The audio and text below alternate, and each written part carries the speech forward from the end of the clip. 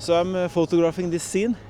I have this snow formations in the foreground, and I have the sun in the background, and I hope that alone is enough to make a compelling photo. I love these snow formations. We didn't have any direct light or any colors before sunrise, so I have to make the best out of it. Have to photo stack this scene because the foreground is only about 60 centimeters from the camera and the lens. If this photo turns out great, here it is.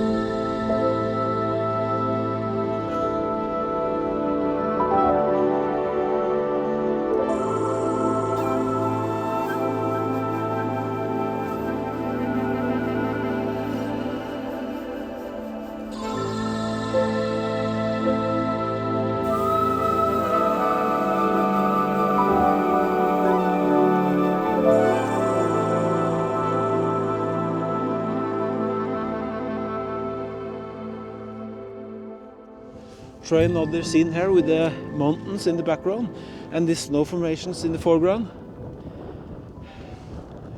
The wind is a little more easy now, so it's a lot more comfortable doing photography.